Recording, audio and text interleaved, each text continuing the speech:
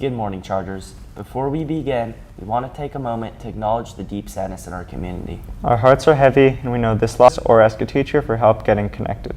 Speaking of our teachers, they care about you. If you're having a hard time in class, emotionally or mentally, DPHS PTSA is holding a fundraiser at Woodstock's Pizza. Use the code Dos Pueblos in all caps while ordering online to donate a portion of sales to DP from now until Sunday. Now, let's send it over to Charles to take a look at the weekend sports. A lot of sports played over the weekend. Yesterday, our boys golf competed in the Division I Team CIF playoffs. Leading the squad was senior Leif Reynolds, shooting a 3 under 69 and finishing tied for second. However, the team total of 405 was not good enough to advance. This is the last team event for our seniors, although Teddy Vigna will continue to play for the CIF SCGA qualifier this Thursday. Congratulations on a great season. Boys lacrosse played in the CIF Division II Championship against San Clemente. Let's take a quick look at that game.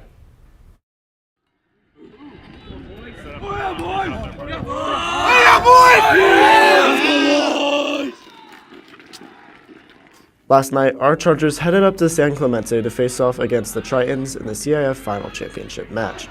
Ko Burcham led the scoring with 3 goals and 2 assists. Jack Finneran made 2 goals as well as 2 assists.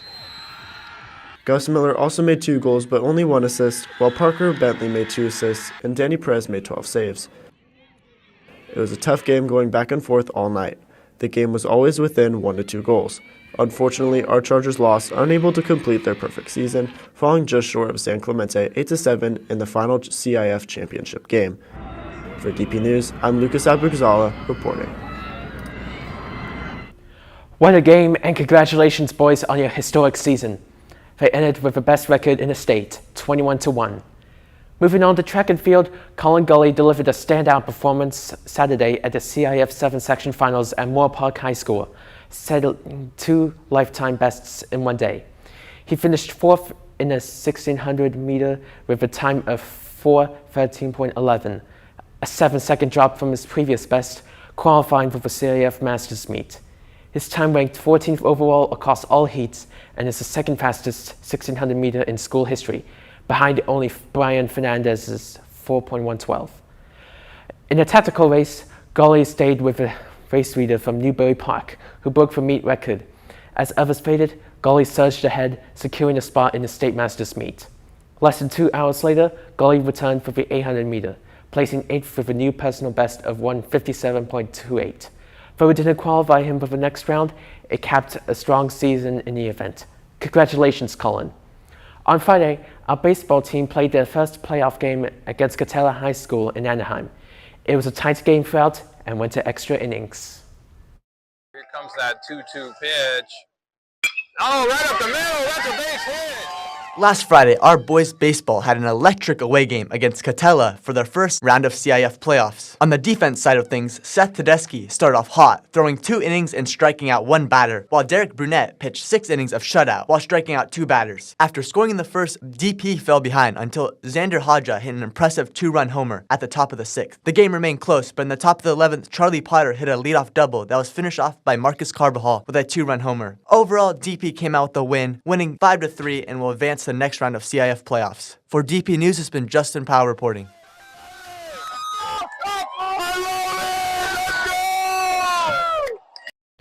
Great win, boys, and congratulations on advancing. Now, staying on the pitch, softball played the second round CIF playoff game against Colton High School.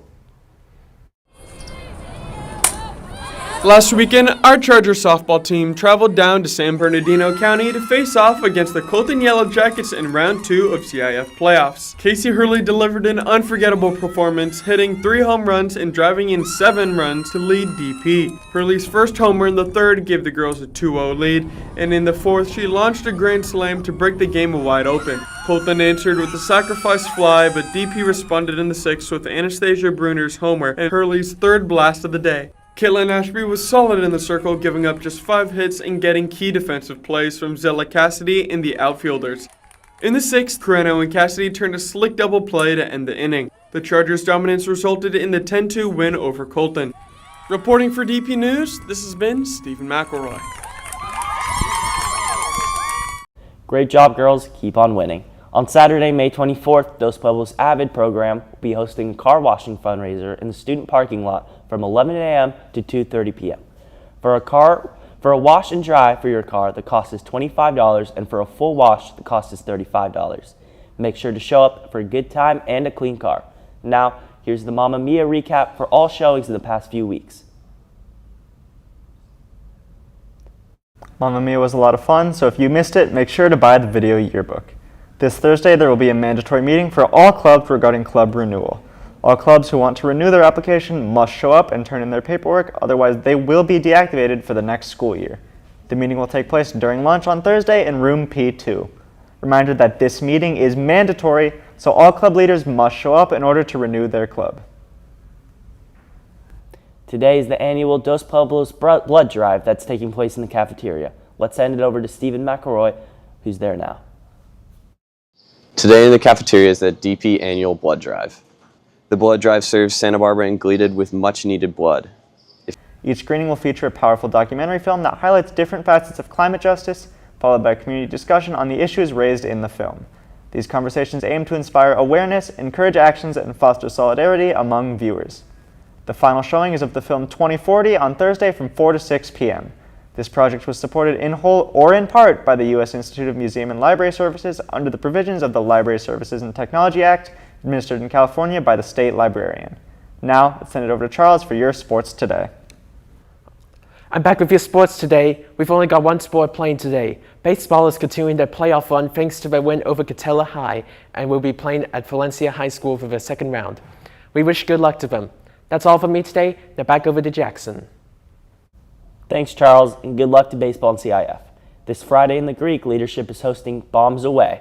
Leadership members will be standing in the Greek for you to throw water balloons at. So, if you have to get some anger out or you just want to see people soaked, make sure to show up. The student-directed show ELF makes its premiere this Thursday, Friday, and Saturday at 7 p.m. in the EPAC. Tickets are $10 for general tickets, $8 for students and seniors, and $5 for kids 8 and under or with a gold card. Tickets are available at dphstheatercompany.org.